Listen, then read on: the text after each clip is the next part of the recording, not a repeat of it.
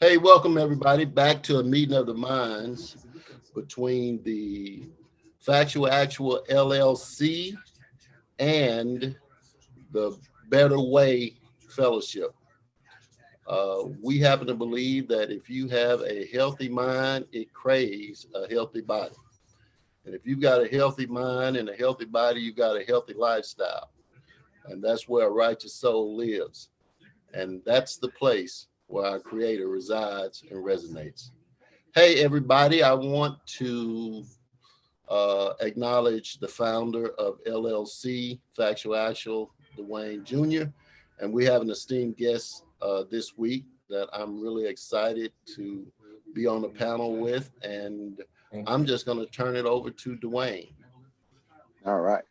Hello, everyone. Welcome back. I'm glad you're here with us. I have a good one for you today. I have a wealth of knowledge coming to y'all today. You know what I'm saying? But as I always do, I'm gonna let him tell it himself. So, CB, let him know who you are. All right. My name is Carvin Bryant. I'm a loan officer with Nexa Mortgage, business consultant for the past a decade or so, and an open book. Open book. I like that. So, I'm gonna do you one. I'm gonna bring you back to your people. It's been a while since we hung out, but my first question actually comes from Antonio. You know what I'm saying? So Antonio is, I'm gonna say it this way: Antonio is about to be done paying child support, and he wants to know a good investment for about $300, $350 that he's gonna have extra a month coming up in a few. What can you give good advice on people to get into on that? I would say whenever you're dealing with an amount like that, I would look into stocks. The thing about stocks is it's going to take a lot of research. I personally don't play in stocks as much, but I see a lot of people that win well. Insurance is always a good investment, up the life insurance policy. And the reason I say this is because as it grows, it's a segue for other and better investments. You'll be able to use that insurance policy, borrow against it, but you get to start with a smaller amount of capital and less risk. It's also going to be a big protector for your assets as you grow. So I would say insurance or stocks if he's looking to gamble more. Okay, so I'm not necessarily the gambling type, and when I'm trying to help the people, I want to try to give them the for sures. You know what I'm saying? Some that are Mhm. pretty solid, and so more in line with the with the life insurance. You know what I'm saying? Is there because there's a lot out there. Is there a particular policy or a particular way you would go about this? Uh, I would stick with the investment policy. So you've got premium plans and perm plans that I found to be successful. And those plans will allow you to invest in life insurance, but as you're putting money in, you can also borrow against that. So it's kind of like a savings account, but it also covers your life insurance because that's one of the, in my opinion, one of the biggest causes of our wealth gap is because we don't have insurance a lot of times. Because now when someone does pass away, we all have to. So when that happens, we're at a loss, for the whole family. But also we didn't benefit, financially. And I know nobody likes to talk about it that way. Nobody likes to hear, you benefit financially from my death. But the question is, why not? It's so common in so many other walks of life than our majority demographics in our communities. But if you've got, once you start with the insurance policies, you can get into trusts. The irrevocable trust is always good because if you've got a family of 4 or 5, they pass away, the next generation starts, they've got even $100,000 a piece policy on each. And I'd say the going rate is probably on average somewhere around 20, $30 a month to get started with an insurance policy like that. That $100,000 that just turned into 500 for that next generation, you could use an irrevocable trust and set rules of how you want to allow the next generation to borrow from it. And notice I said borrow, not liquidate, because if you're borrowing from that policy, you continue to pay money into it. so this is when we get into the I think so generational wealth. So this will help create generational wealth if we go about it. Is that correct? Definitely, definitely. And with that, do you think that was where our one of the biggest things that happened to us as a people was that, because I can't think of too many people had generational wealth. But let me tell you tell me how you feel about this. I had somebody came to me and they was like, why would I do life insurance so that they can have all the money when I'm dead? I'm like, wow, I didn't know how to respond. What's your response to hearing something like that? I get this a lot, man, especially like dealing with mortgages. I hear this all the time with people as they invest in real estate.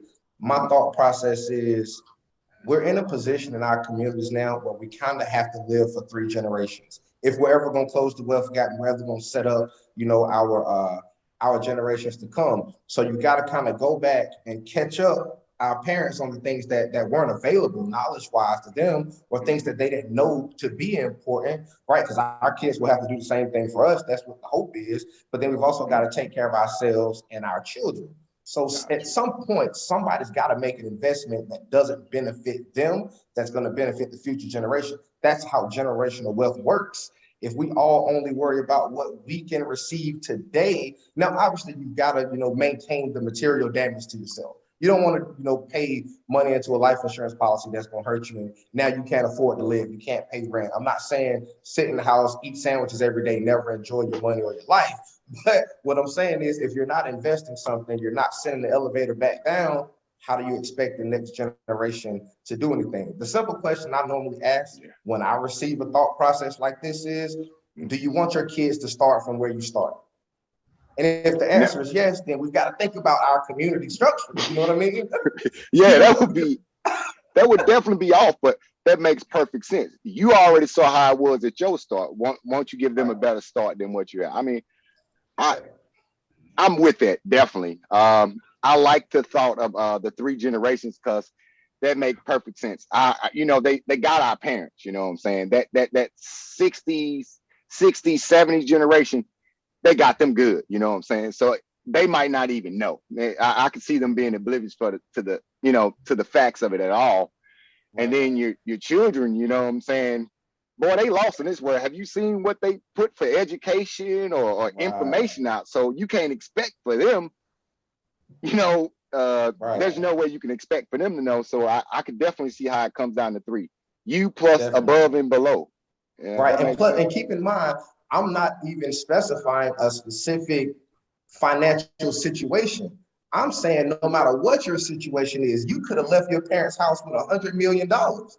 But still, would you want your kids to have to start over from where you are? I think as parents, most of us would want our kids to have a better situation. I don't care how good it already is, right? Like if I was born a billionaire, I still want my kids to be born, with we 2 billionaires. Better. Yeah, exactly. Yeah. Like let's do it. I want you to get more regardless. So I don't put it in, I don't sectionalize it into one thought process or financial situation. That's for everybody. So you're saying that this is somewhere we should always think generation. We should always think above and below when we're going through making decisions in life, Absolutely. So let me ask you this. So let's say it's a car. So when you go to purchase that car, of course it's not going to last your child, and it doesn't mean, but you don't want to have to get your mama to co-sign for it. And you also don't want your children have to still be paying on said car when it's over because it's got a 25% interest rate, but you just felt like you needed that 3 series, right? So is that what we're referring to in a sense? Definitely, man. Definitely, because it's not all money, right? Like, what about the knowledge piece? I watched an interview, and I believe it was Steve Harvey and Bishop T.D. Jakes. And funny enough, because my thought process, so funny, I was even watching this interview, but really, but the major point of the interview was it's not what you leave to your children, it's what you leave in your children, right? So it's not just about the money. I'm not really concerned with giving you this $100,000 car, because obviously, generally speaking, it's not an asset. Generally speaking, it's going to be a liability at some point or another. Yeah. But if I leave you the knowledge on, maybe where to maintenance or how to maintenance that car, what type of cars you should be looking for, then you know how to handle that car a little bit differently. But even more important than that, like we have to have the conversations about credit. So we don't start off with a 25% interest rate. And then, you know, we have to have equity in our vehicles so that when we are ready to make that first move for them, we're able to do so they're not starting behind. If we got to start off, you know, we're looking for the no money down with a 600 credit score, there's a lot of banks that'll get it done, but you probably gonna have that 25% interest rate. So it's more about the conversations we have as we're growing up. You know, if we start these conversations at 18, it's already too late. You know, that thing, it's got to start way earlier than that. And sad to say, maybe this is just my experience, but I go through people's money every day. Bank statements, pay stubs, I see it all. And throughout all generations, we have similar issues. People don't have these conversations. And when they get to me, we're talking about, I'm like, well, we got this, I'm seeing on your credit report, how can we fix it? And of course, it's my job to remove the barrier, but it typically, if we've got a problem, it relates back to not knowing at some point. And that if we had known this, sometimes it's 2 days earlier, sometimes it's 2 years earlier, but we could have been in a very different situation. Yeah, 100%. 100%. I was, so in that same vein, right? Mm-hmm. Let's switch it to something else. Instead of a car, let's go higher education. Tell me your views on the higher education. How do you feel about that? Because we talking like we up into the, we had a show about it the other week, but I think we was upward of $60,000 that you ain't got. So how, you know, is that the benefit? Tell me how you feel about the education part and the cost. I think in general, it's about the person. So, you know, I'm gonna tell you, it all kind of starts with us knowing our children.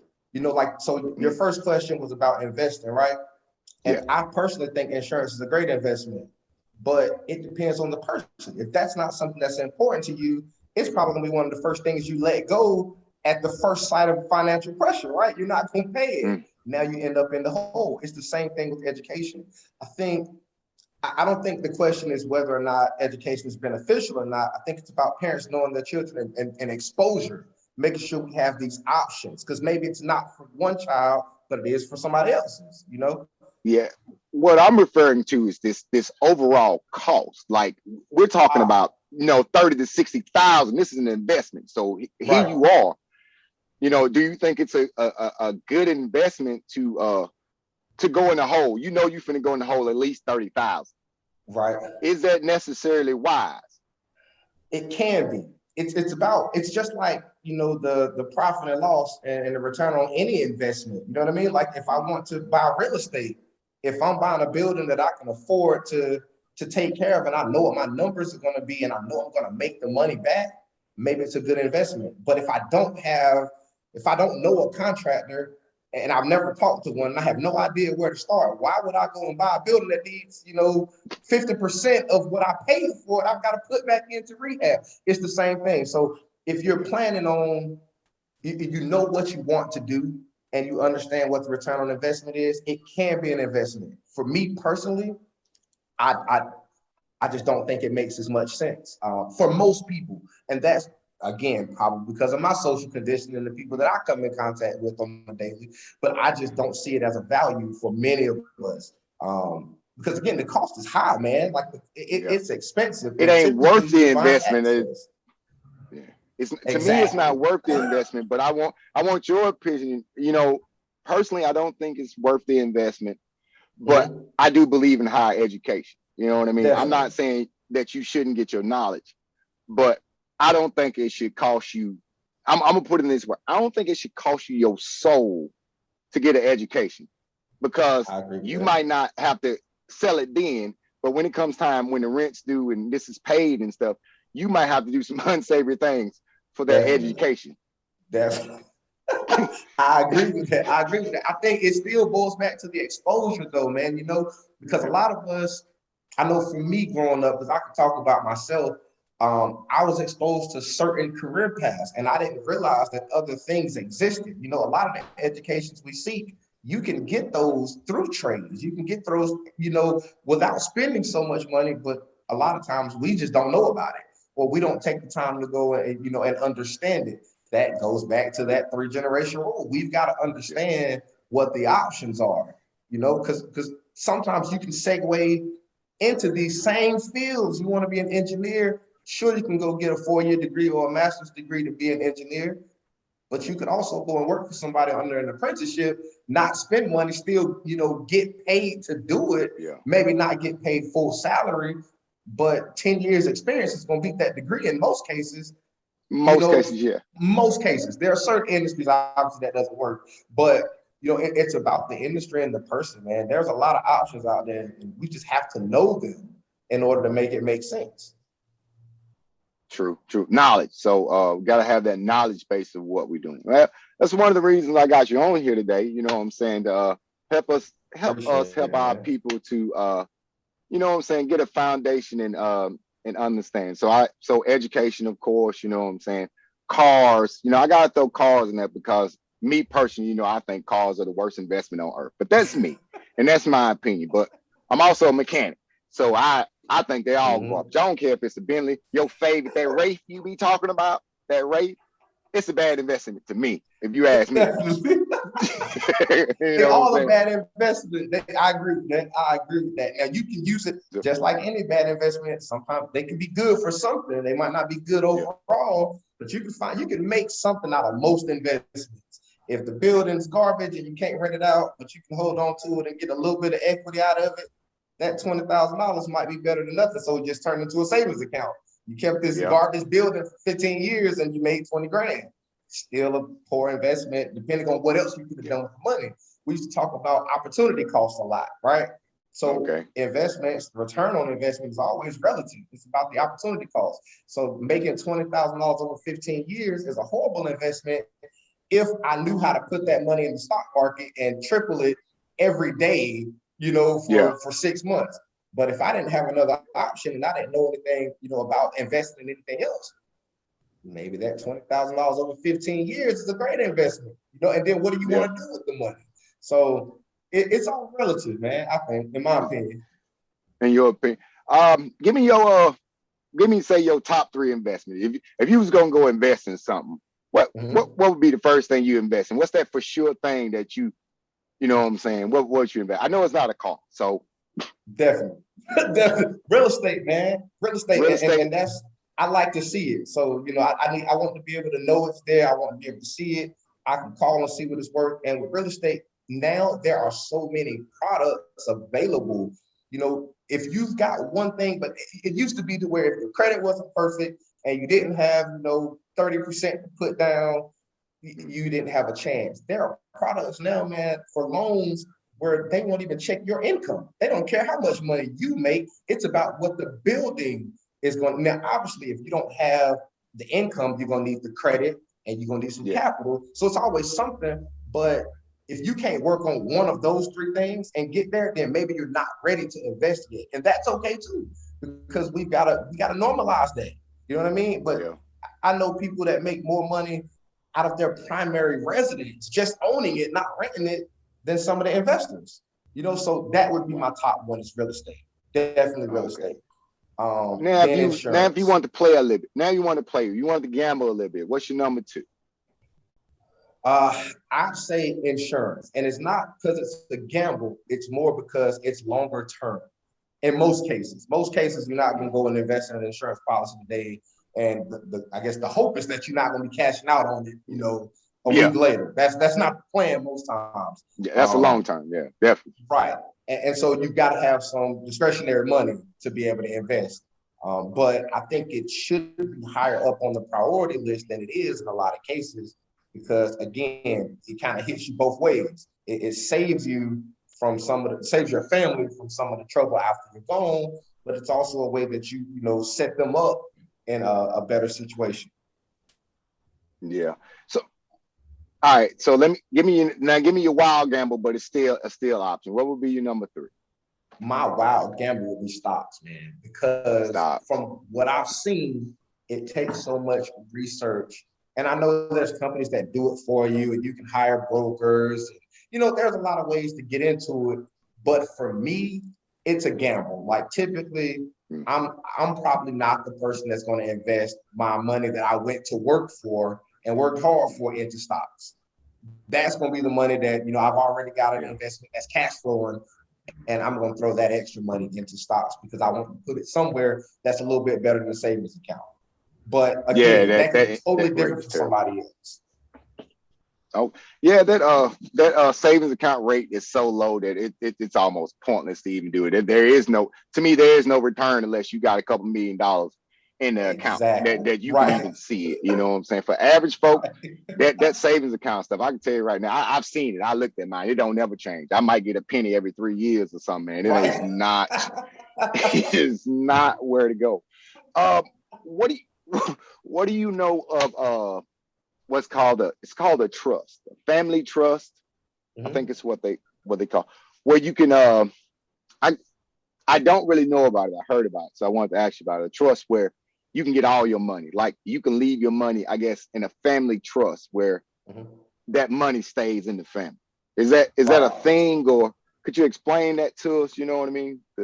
Definitely. So there's all types of trusts, man. The two that I'm most familiar with are land trust and then the irrevocable asset trust. So the land trust, so the goal of a trust anyway is you're going to get the same tax benefits a lot of times that you would get out of like putting property or assets into an LLC. But most people, in my experience, do it to protect their family from themselves.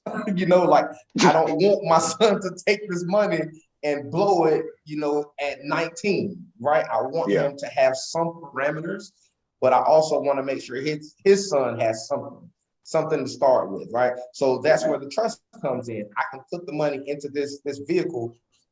It's like a housing safe haven, and I can write the rules for how he can pull money out, what he can pull money out for. You can honestly get as creative as you want with the trust, man. There's some crazy stuff out there where, you know, some parents will say, I'm making this trust for my child. He can only pull money out for the purpose of investing. It's literally like a bank. You can only use 30% of it for one investment at a time. You can get as crazy as you want, but the irrevocable, the way I use it is our life insurance policies are housed in the trust. So I die today, the money is going into the trust. You know, my son can go and borrow money, you know, of course, within those parameters, certain age, what he's going to use it for. He has to go and talk to the advisors and the executor to deem that his reasoning is necessary.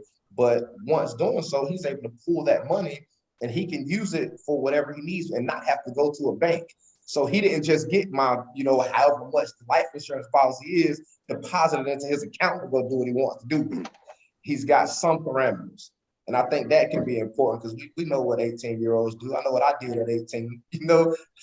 Wow. Played with every penny I had. Wow.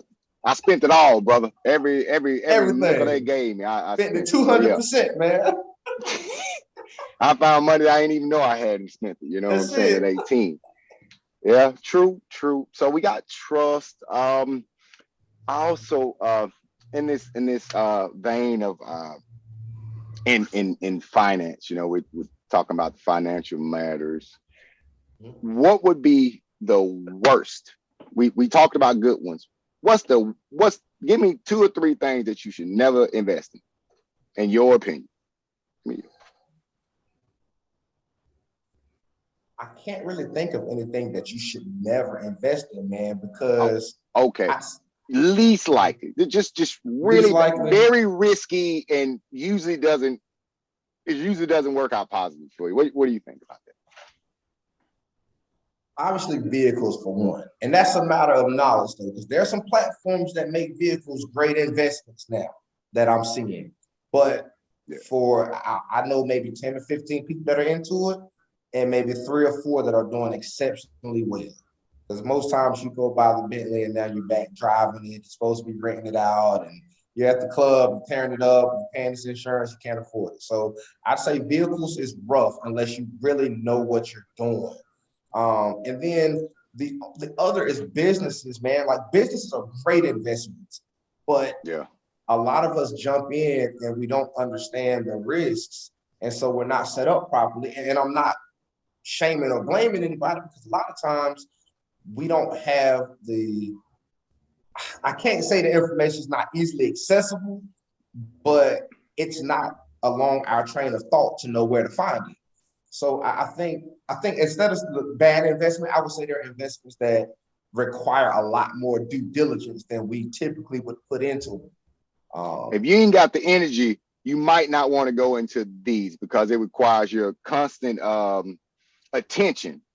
Definitely. And a lot of people don't, in this day and time, to me, time, which we don't really deal with time here, but that the moments that you have are more important and more valuable here than say money is in its world, because but don't get me wrong, here at Factual in a Better Way, we have a different idea about time, Right. So here, let me give you my definition of time. I'm gonna let my Bob will give you his, and then we want to hear yours because I know you deal with these things too. So what I believe in and how I see it is that I believe time is an illusion. And I think that it's a moment. I think that we're in a moment that just continues to expand. There's really no past. There is no present. There's now, and it's forever growing. And the more you're here and the more knowledge you get, all you're really doing is expanding this time and having more information in this time. But it's still here. It's right now. It's always right now. It's never in the future. It's never in the past. It's right now, and it's just growing. You're getting more knowledge, is what it is. Barbara, what's your take on time? Well, you didn't open it up for any questions on the way that you describe it. Right.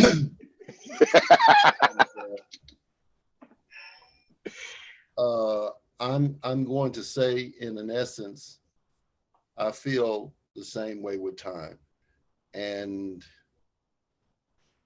it is, if we look at what Einstein said about it, he said we need time to make everything else work.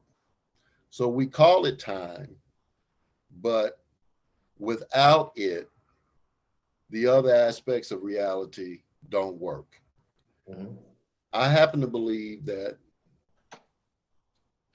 and this is spiritual, okay, I'm not up on the physical universe. I'm not up on any other stuff. This is just what I've experienced and what I've observed. But, a million years from now, it's still going to be now. Yeah. I believe that,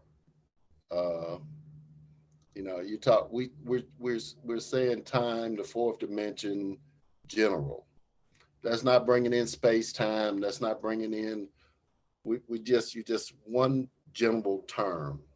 Yeah. And that is, I believe that we have always existed and we will always exist.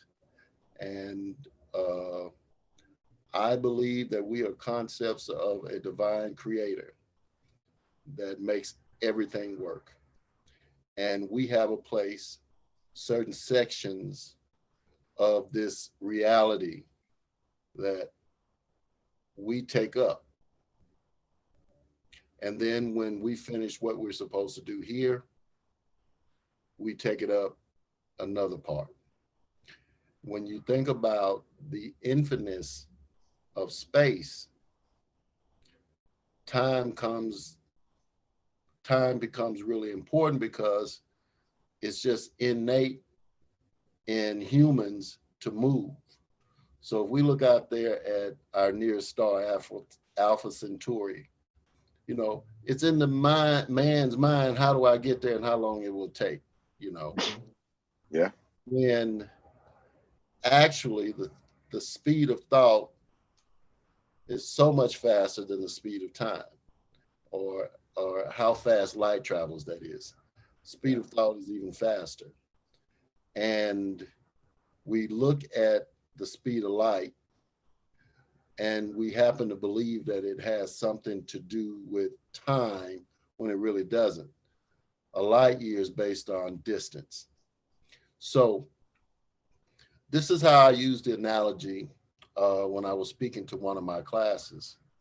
And this, if we started, say, a stopwatch, boom, light emanating from the sun.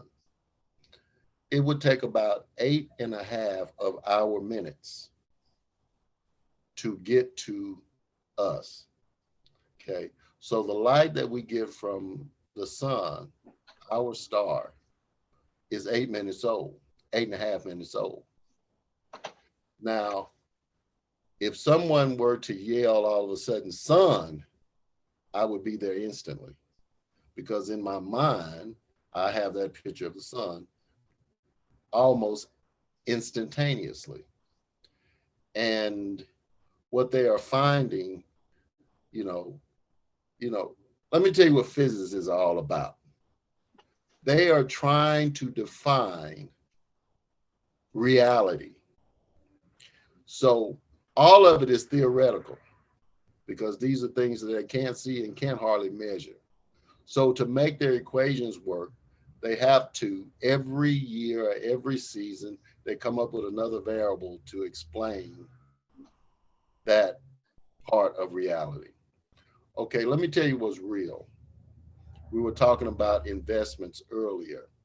Yeah. And I would have asked more questions coming from a position of abject poverty, because that's what my heart is right now. Those of us that are just oppressed and impoverished, and we have none of those things that we spoke of. This is for a evolved way of thinking. Let's go all the way back to, when the Greeks came into Africa, man, they just started taking stuff. Okay. We are getting knowledge now that was forbidden for us to have during these times, because if you don't have poor people, you can't have rich people. And one of the things I understand about rich people, they don't pay for anything. And the wealth that was amassed during slavery with sugarcane and cotton fields and tobacco and all that, they were able to make these huge profits because they didn't have to pay to produce it.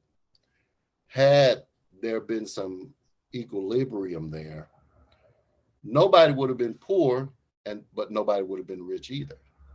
And this, inside a particular group of people, they just don't think that's right. It is not right for everybody to have the same thing. There has to be, in their minds, someone that has more than everybody else. They live it, they eat it, they breathe it, they think it, and for every way around that we come up with to get a piece of that pie, they change the rules. Because you cannot maintain that kind of wealth, which the wealth we're seeing now is more than there's ever been in the dawn of time in this era, with the Homo sapien. The wealth that has been amassed, and then the amount of wealth that has been accumulated during the pandemic is just astronomical. During this crisis where the world suffered, there are people who made about $2 trillion in a year and a half, which means homelessness went up, which means hunger went up, which meant, because to have the very rich, you have to have the very poor. I've taken the side. I've taken the side of the very poor. Not to say I'm going to go out and live poor. That's not what I'm saying. Somebody needs to speak up, as the scriptures say, for the person that has no voice. And the decadence in our society has contributed greatly to the abject misery and suffering of other people. And I cannot understand, I wasn't raised that way, for me to set up and to be so comfortable when someone else is so miserable. And this whole Brothers Grimm fairy tale philosophy that we worked into our society, everything needs to make sense. If somebody's suffering, it's because they did something they shouldn't have done. Or somebody's really, really rich because the stars aligned for them. I say that's all BS, just like time. If I'm not free, that means somebody else isn't too. And so, like Dr. King said, if one of us is suffering, then we're all suffering. And it is a shame and an embarrassment where the worst criminals that we've ever seen on the face of the planet, they call them not criminals, they call them CEOs. Okay. I thought you was gonna say politicians, but okay. Right. That's what I was expecting to. Well, that's what I was expecting. The Bible talks about politicians, and if you're a Bible, I read everything, not just the Bible, but I've used the Bible because in this country, if you say Jesus, somebody looks. But back to the time thing. We have always been, we will always be, and like Dwayne said, we are constantly stacking events and compiling things into our moment. But that moment or that dispensation of your moment is going to do like my grandson. He's going to be a phoenix. That's going to stop and it's going to burst out again. And we want to carry some of that with us when we change the states. But back to here. Time is necessary. Time is necessary. Whether it's real or not. Whether it's really is necessary. Right here. And if we start talking about dimensions, No. I see your mama back there, man. Tell her she's going out through all the world internationally. So I believe that time is very, very necessary. And we just happen to call the event time. Mm-hmm. But, if you talk to all those physicists, then they're going to start breaking down time. What do you mean? What do you really mean time? Right. Do I believe in a dimension? Yeah. In fact, they can mathematically prove 10 or 12 of them. And that's just what they can prove mathematically. Mm-hmm. Real quick question, gentlemen. All right. So I had to step out. My battery almost died. I'm sorry. So I kind of missed out on part of the conversation trying to keep my my device alive and stuff so I can keep going. I was just rambling, son. You didn't miss rambling. Anything. I was just rambling. You getting on there, getting on your soapbox again, Daddy. Yeah. No, I don't think that was random, man. That was perspective. That's what's important, man. Like Dwayne, we had this conversation all the time. No matter what your thought process is, having one is the start. Because if you don't have a thought process, you kind of just are. You just exist. I put like not. If you don't have you are not. You are not. Consciousness and being go hand in hand. Look, I want to put this out there. You said that. I based this whole podcast, Factual Actual, on people thinking. People putting thought in this stuff. That was the means. I had got to the point where I'm like, brother, we ain't thinking. We just listening to what's being said and go. Yeah, look, before we go run it, look, because I'll run off home before we go there. Your thing on time. I gotta get your opinion on time right there. No, man, I agree 100%. Like I do feel like the only thing I can add is that I feel like it's relative and it's a unit of measure. But like you said, it's all about us trying to explain things, right? Us as being humans, no matter what the demographic is, we have to be able to explain something. We just can't. Nothing can just happen, right? It can't just be, it didn't come out of anywhere. It has to be explained. So we have to call it something. We have to to fit. We work backwards, just like we come up with, how algebra works. We work backwards, and then we put names on it, and then that's now what it is. And whether it's right or wrong, it's going to become the norm until that's the only thing, and there's no question behind it, or very minimal question. And then when there's question, like you said, we're going to spend, every season, we'll figure out a new variable that we can drop in that explains it. But I feel like, in essence, I think you're both right. It's a relative unit of measure, and it's going to always expand, whether you're a part of it at that moment or not. But in some essence, you'll always be a part of it, because once you're here, that moment continues to expand, like you said. So I agree. I like the way you put that, man. That made sense out of us rambling. Out of our rambling, That gave I appreciate it. So that gave look, of us listening out here who said, "What the heck?" That helped with everything. But it's all perspective, though, man. Like I think from the different topics I've seen you all cover, I love the perspective, because there's something for everybody. And a lot of times, people in general just get turned off because it's not their perspective, so you can't relate. So I like the fact that you all you kind of explore different aspects of the same topic. And like you said, Dwayne, it just makes people think. You can hate what I said, but as long as you thought about it and you had a thought process, I'm okay with that. You don't have to agree with me. Just think about it and make sure you understand what works for you. That's fine. I want to tell you, gentlemen, today was a day for me, man. I was talking to somebody I know and love and stuff, and basically they told me I was crazy and I'm thinking like white people. That's what they told me. At one point, don't get me wrong, at one point in time in my life, that used to hurt. And then I came to the realization that yeah, brother, you kind of giving me a name because you ain't thinking. And you cannot sit up. I'm not gonna feel upset. I'm not gonna feel bad. I'm not gonna feel any kind of way towards you because you just told me that I was thinking and I was questioning things. And I think that's a big part of it, is that we don't question. You white because you're and thinking. That made me white because I question stuff. Because I question my government. That's what he said. We relegated the place in society to let them do the thinking. Let me go a step farther. Let me go a step farther and tell you what he said to me. He said, "You sound like one of them fools over there on Fox News." I say, "Oh, really? You put me on Fox, bro?"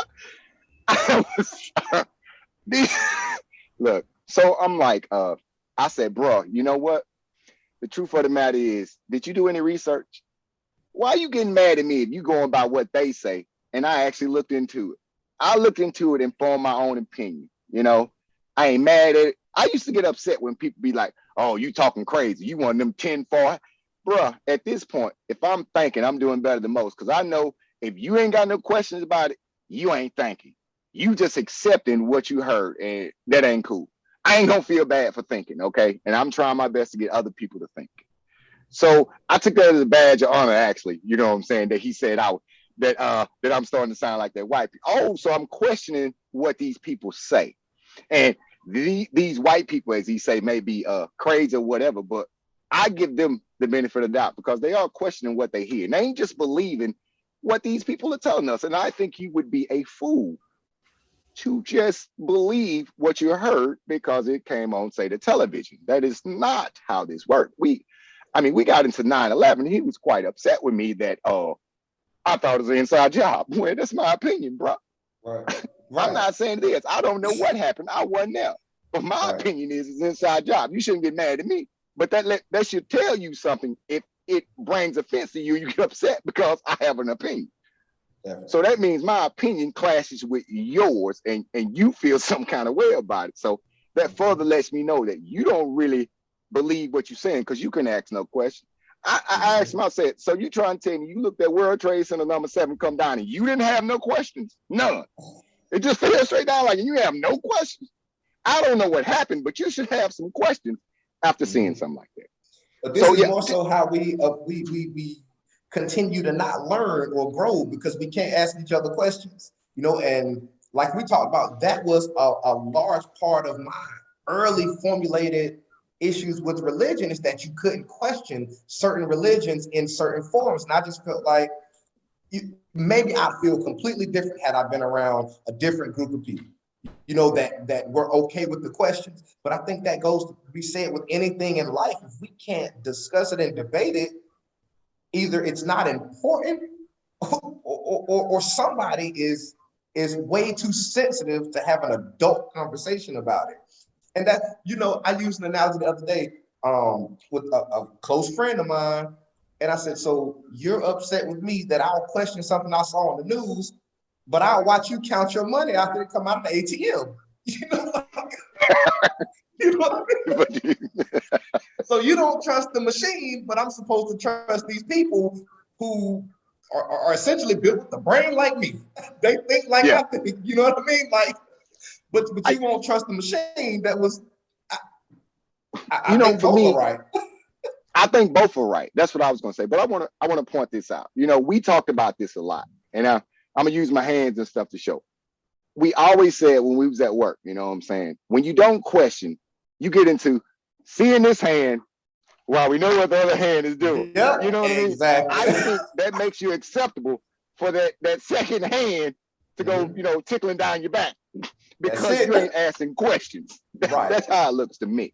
So anyway, that's an inside thing, but let me clarify. So what we're saying is, if you're not asking questions, that means you got the left hand. This is my left hand. Right? So the left hand's in you, and you there. They got a watch on it, they got a bracelet on it, and that's where you at. I got a right hand. But if you ain't asking no questions, this is what you get. But I got all this. So once you start asking questions, it brings the other hand into view, and you find out what's actually going on. Because this is here just for you to see.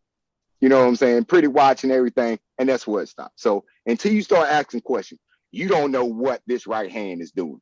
And my right hand is my dominant hand. So I'm saying this all in analogy to say that all the power is over here. And you ain't even looking at it. All you see is my left hand with a watch on. You got to ask questions, people. That's just how I feel. If you ain't questioning it, how you feel about that, Bravo? You know, how you feel about questioning everything? Should you question everything or most things? There you go into semantics now. Now I've got to guess what I think you said.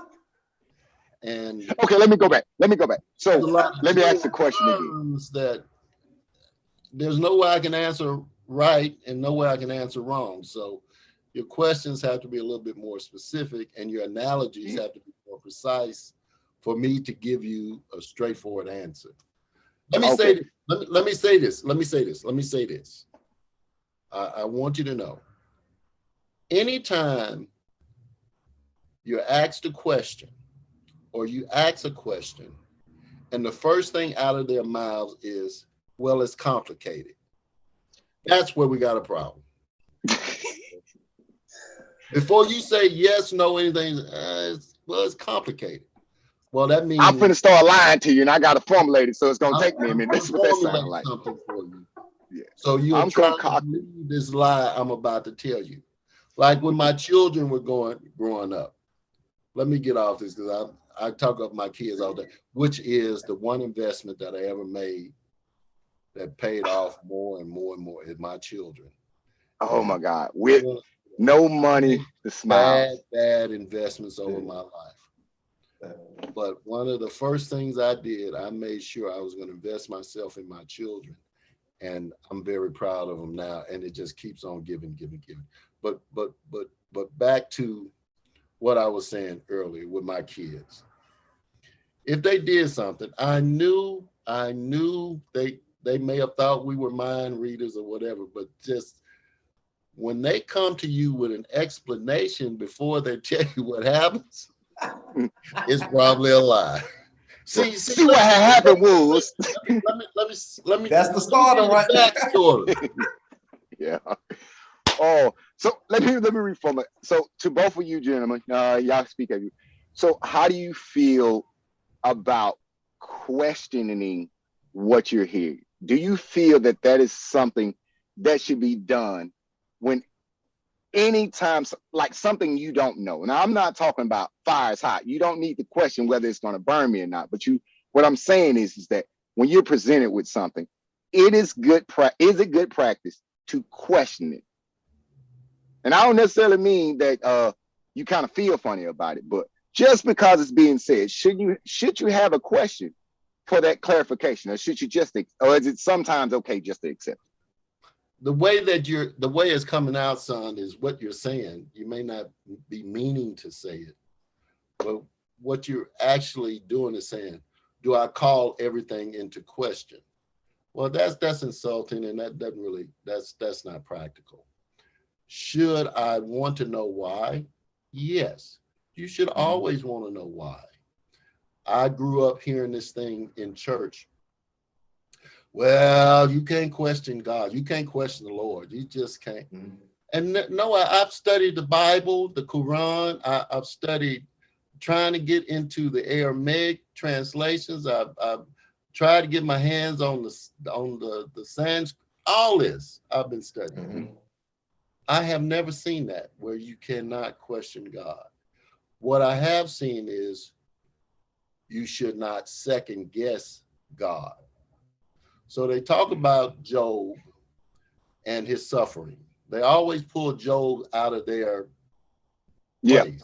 Derriere. And Job didn't question. Yeah, he did. He questioned the whole time. And this man was suffering. And if you are suffering, you have the God-given existing right to understand why you're suffering. And they missed the whole story of the poem. That's another thing. It's one big long poem. And you know, when people write poetry, they take poetic license. But anyway, in this poem, Job, the contest, which is something totally European, because people from our region of the world don't even think like that. But it comes that there was a competition between God and the devil. And in early Hebrew thinking and in Middle Eastern thinking, God and the devil are not equal opponents, okay? You know, so it starts out with this contest. The Lord tells the devil that, have you considered my servant Job? There's nobody like him. And the devil got emotional. I say the devil, but that's just a generalization. Says, well, you know what? I can make him curse you to this your champion. I can make him curse you to your face. And the Lord says, roundabout way, don't kill him, but you can do anything else you want to him. Now, first of all, I want to say this to everybody. God does not work like that. And he does not enter into challenges and contests with mere men. He's so far above that. Okay, but it was a very good poem. Anyway, Job, from the minute the suffering started, he could not understand, and he wanted to know why. Well, his colleagues, his buddies, his boys, his crew, they came in immediately from that old thinking, well, it's something you did wrong, you sinned. And people believe that misfortune and suffering comes upon you because of something that you did wrong. That's how they justified slavery for 450 years. You deserve to be in that condition. When it's a lie, you did not. Job went through all that suffering, questioned God, and you can see at the end of Job, toward the end, where there's a whole 2 chapters. So where God begins to turn around and ask Job, well, where were you when I did this? Where were you in all this? Which means Job had asked him a question, why am I suffering? You know, what did I do? Let me fix it. Hey, we ain't got to go to the extreme yet. Let me halt it. Ultimately, did Job win the contest? Because, you know, some several hundred years, they added a few more chapters onto the end of it to make it all add up. But, and I want to say this, I'm digressing, but let me say this. If something were to happen to my son, Dwayne, God could come back and give me 2 Dwaynes, but it would not take the place of my Dwayne. That's my boy. This is how Europeans think, though, you know. Anyway, going back to this thing, Did Job win? Not actually, not with those last couple chapters. He didn't. He lost Seems everything. like he got a lot of suffering, you know. He didn't win nothing. In fact, Job, had it been in his power to commit suicide, he would have. But what Job didn't do, here's the main thing that I think is very Hebrew when you cut out all the fluff around it, which is very Hebrew in thinking is. He said, I would rather die than to curse God. So do what you want to. I'm not going to curse God. And Job did not curse God. He did not God. Let's see if we got one of them magic moments, Pop. Let's see. Do you have a different point of view on that CB on the story of Job?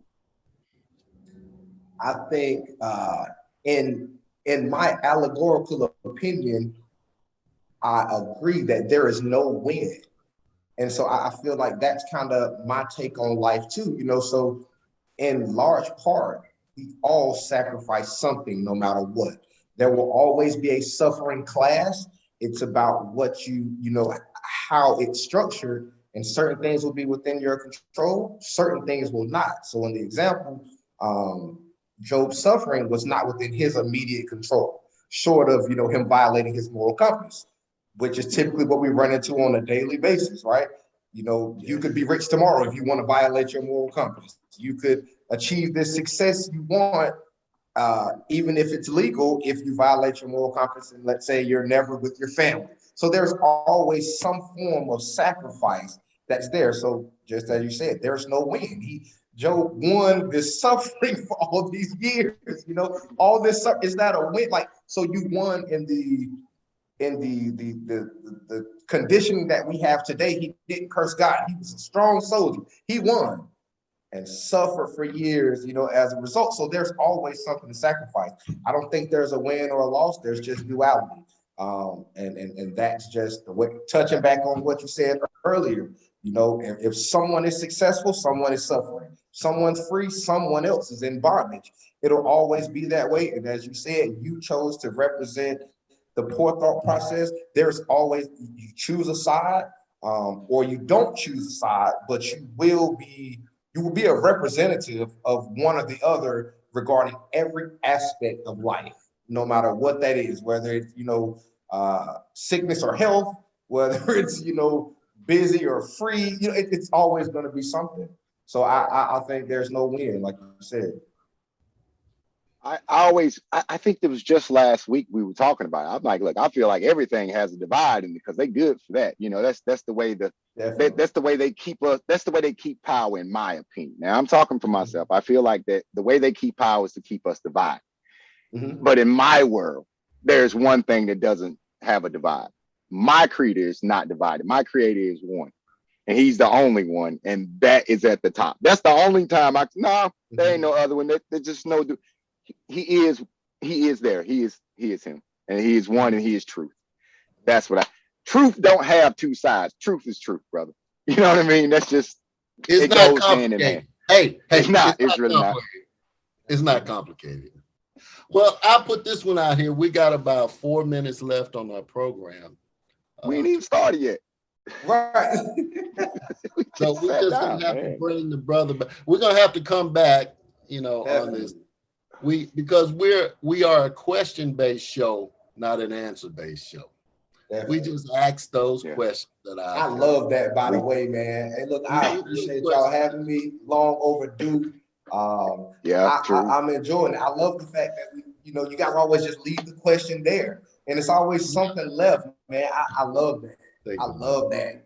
Yeah, it gets away from what we definitely, man, because we don't get that anymore. Our lifestyles, our social conditioning is not built that way. Like we talked about earlier, there's got to be an answer. We got to work backwards and find something. No, sometimes it's okay for us. We can all have a different opinion, but as long as we have something to talk about, we all learn from it. That's life. That's how we live. That's how we thrive, and we don't get that anymore. So I appreciate, man, everything that you gentlemen are doing. It's important. Definitely. Thank you so much. That's freedom. Thank you, brother. When you get to think for yourself, that's free. Absolutely. Thank you, Bob. I leave that out, but I have to put this in. That the correct way to say this is when people start thinking for themselves, we will have it better. Not just thinking for yourself, not having somebody think for you. When you can think for yourself, we are doing better. That is the path that I want us to be on. That's how I see things. I want people to start thinking, because I noticed that people weren't thinking. They was just, well, they said this. I mean, literally, those are the words that come out. They said. That's usually how when I ask them a question, it starts with they said. Bro, that's the wrong person. How do you feel? What are your thoughts on this? Right. And then I start noticing. Who is they? Being a parent, being in any place of leadership. Nobody ever asked that. They, who's they? I need to know who they Nobody's is. Ever answered that. Who is they? They say. Who is they? Because they is different in every conversation. Are we talking they, and is it a social class? Is it a demographic? Is it, what are we talking about? I need to know, because I can't effectively answer until I know. Be specific. Come on. Well, here's the one I'm going to leave with you. Something to think about.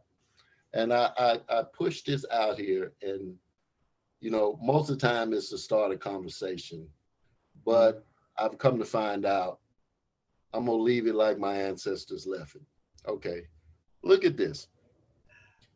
Recently, we got pictures of our rover and helicopter on Mars. Okay, we've got a satellite that has flown to the sun and sent back pictures. Okay.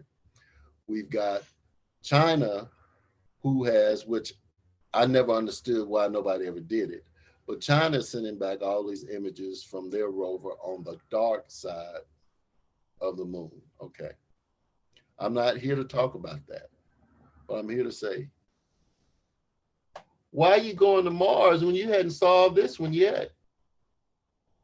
Our ancestors put this in place to remind us, to let us know we are so much smarter. Bro, I want to put it like this. I like how you put that, Pop, and I will put this on to what you're saying. That Mars, the sun, all that would be that left hand we talking about that they want you to see. I knew you was going to say that. But that's exactly what that is. Point. That was going to be my answer to the question you asked earlier about, do you question everything? And my answer was, it's about perspective and where you are in your journey. We're all in a different place. So, like you said, why are we questioning something that far out when it's stuff that we can literally drive to that we can't figure out yet, that we haven't even really scratched the surface on the research for? Why are we? Well, I think they come up with, when they see it black, they say, shut the door on that. Let's go to Mars. Yeah. They see something black up. No. Oh, man, goddamn. I'm gonna say it the way it is. Oh Lord, these niggas have showed up again. Let's pick That's it. Why they can't leave his story alone? Let's leave this black planet and find one that's white. Yeah, or red at least. Exactly. Pink something. No, not these black. Yeah, I find that you find that a lot once you start digging, and you find when you find some color behind it. It tends to disappear, and when it comes back, it's not dark skinned. It's not of color anymore. It's actually pale and without color. And you see that from time to time. A lot of people didn't know that Henry Ford was not a genius. That brother he had on his team that he never told anybody about is the one designed that whole damn plant that he had them, where he got the credit of the first assembly line and stuff. It wasn't his idea. We barely even know this brother even exists. You know what I mean? But that's most inventions, though. You think even the light bulb? Talk about his relationship with George Washington Carver, who they castrated, but they never talk about his relationship or the car company that George Washington Carver started, who had a better car than Henry Ford. But you're right, son. That's just it. And so, do I second guess? Yeah, I second guess everything that I don't know. And and I'm trying to lock down what I do know, which is very little in the scope of all of existence. But one thing, like Dr. Ben said about this country, about this nation, Dr. Ben said, yep, Christopher Columbus discovered this nation, and the indigenous people sat down and watched him do it. So that's okay. I need the rest of that story. I'm like, oh, Right. I love it. So there's always, remember we said that earlier about time and everything, reality. Yeah. That's his big, Yeah. he's trying to define reality. Well, he's not getting the answers he wants about reality, so he has to invent variables. The gap between us now and then, which is all black, can't accept that. So that's when they start inserting them funny variables to make the white thing work. And I say that I have nothing against white people at all. I'm just saying I'm oppressed. I've been oppressed. I was born in oppression. My ancestors were oppressed. I'm coming from a perspective of oppression. Ain't got nothing to do with color. Now, for me, it is, why do you have to control everything? That's a good question. I mean, that's the question to good. be asked. Why do you need, look, as the comedians say, brother, why do you need the recipe? Why can't you accept a slice of pie? Why must you have the recipe? Mhm.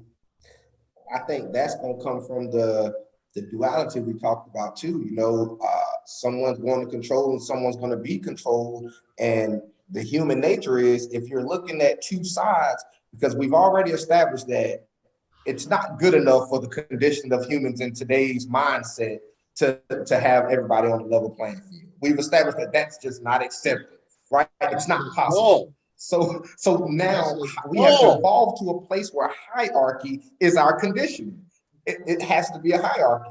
So those at the top are typically terrified and desperate to stay there.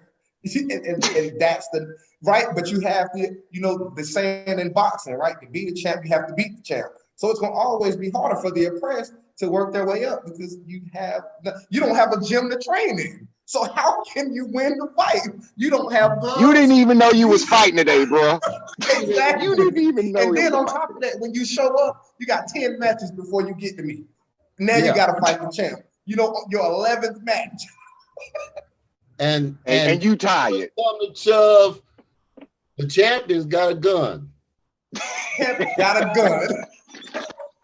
And you've been shot 4 times before you got here. And you know what? The minute you pass out, you disqualified.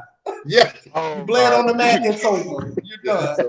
So, and that's the nature of it, man. So I think when the desperation, you know, we know what humans do when they're desperate. I don't care who you are, right? That's just survival, you know, the thought process to fight or flight. And so they keep certain things in place because that's the nature. And by they, because we just talked about that, by they, I mean whoever is in the position of controller for that topic at that moment. You know, because that's what you do. If you want to protect your company or you want to protect your child, your family, whatever it is, you do whatever it takes to stay in that position of control. And I think that's the thought process, man. It's the sad truth. And until we overcome it, you know, and I don't have the answer on how that is or where that is. But I will go on the limb and say it starts with the right knowledge and the right thought processes of us thinking on our own and understanding ourselves, which of course is another setback because a lot of us, you know, well, not a lot of us, all of us in our specific demographic were robbed of the opportunity to hold on to, you know, those thought processes. So we're starting from somewhere in the middle and we don't really know where it's coming from, but until we get there, that's where that control factor gets to kind of reset itself. And so, Dwayne, I've told you this a couple times. That's kind of my take on the financial aspect, because from what I see and what I've understood thus far about people in general, is in a lot of cases, more cases than not, if you got to pick something, one commodity or so that's going to start to level the playing field, it's money. You can buy a seat at the table in most cases faster than you can earn one. And loyalty is just not as big of an asset as it once was. And as you know, in most cases, it should be. So if you can buy that seat, you know, sometimes that's why generational wealth is important. Because generally speaking, most of us in our demographic will not make enough, will not be financially stable or free enough to buy a seat at the table where we have a full say-so, right? But in a few generations, you start to have a shot. And so that's the for me, at where I am in my journey, that's my thought process on the way to start. And maybe that changes tomorrow. But for today, that's where I am, and that's what I see.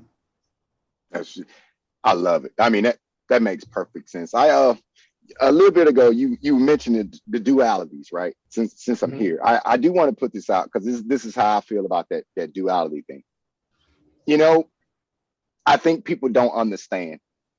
I think people believe that it's more. Like that person in middle management is never going to tell you that he's poor.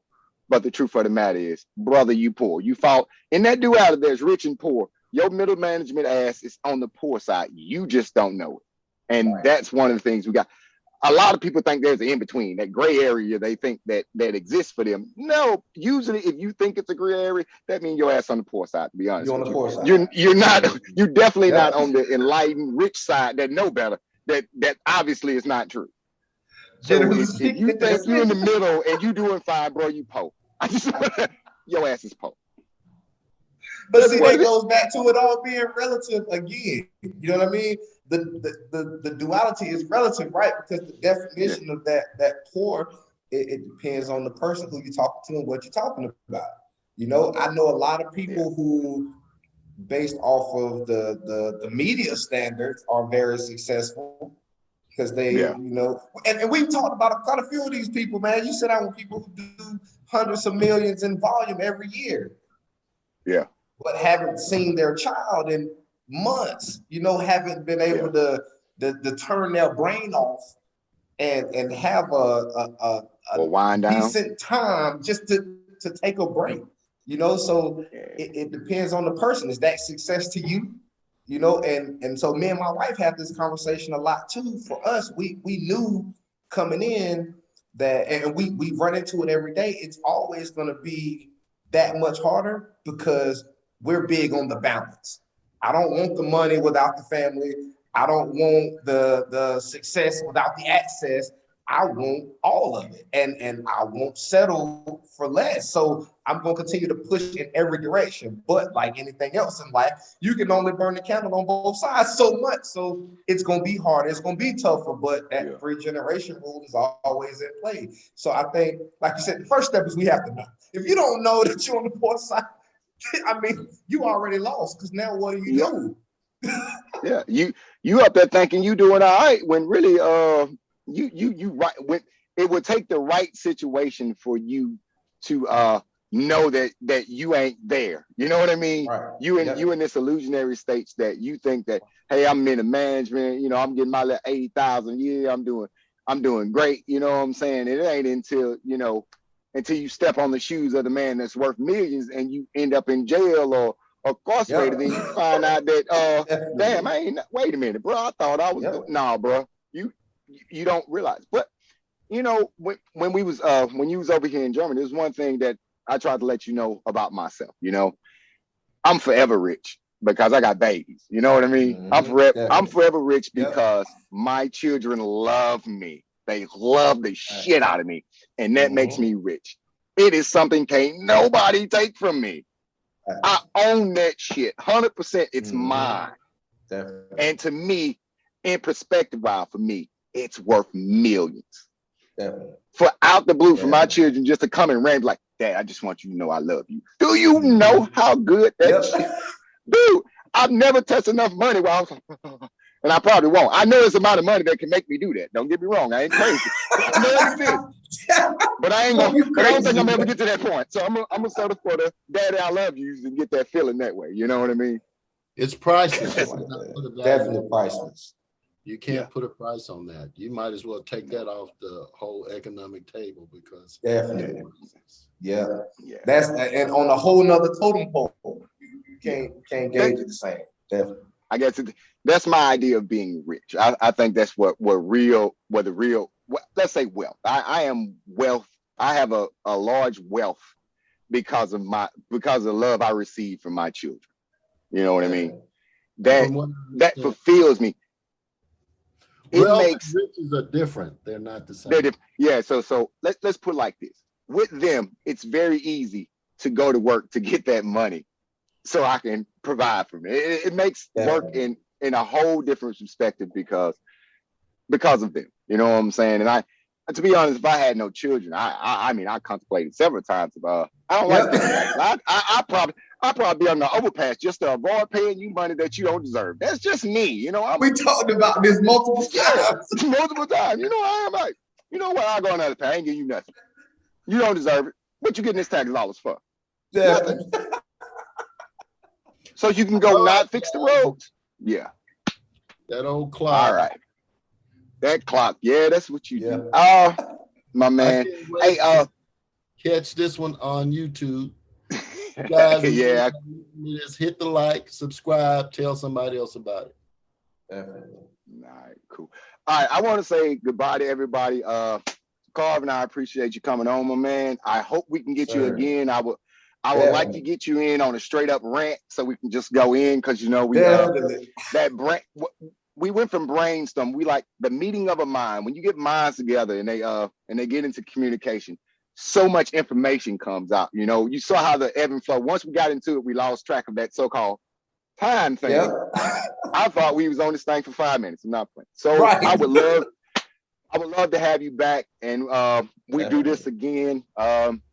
We'll see how the fans and the people like it, but I would definitely like to do it again because there's so much more information to go. And definitely. Bob, I also want to say this. We were talking about questioning everything. This is my opinion on that. It's not disrespecting nobody. I just feel like there's always more information to know. And the best way to get that information is to continue to ask questions.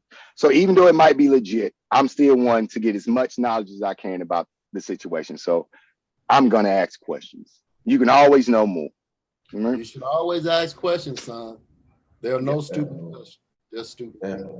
So just stupid people. I love it. Oh my God. I just want to say, asking questions is not questioning everything. It's just asking questions. And you can, I know as a people, we're on the defensive most of the time, and we're ready to defend and we're ready to attack, you know, and that's an attitude we have because if we did not, we would have even less now than we have. I'm saying, but a genuine question, that's welcome. That's welcome by any wise person. They would welcome that question. And I definitely know the Creator wants you to ask those questions. So. Definitely, man. Last words. I like it. Last words, gentlemen. Man, I just appreciate y'all again, man. Definitely keep doing what you're doing, man. I'm a phone call away. I can't wait to get back, man, and keep diving in. Definitely, man. Yeah, for sure. Definitely. I appreciate y'all's time, man. Thank y'all for having me. No, glad that you came, man. It's really been a blessing. It's really been a blessing. Appreciate it. Y'all be man. blessed. Likewise. Get your eyes on the Creator. Model yourself after Him. And I guarantee your existence will be glorious.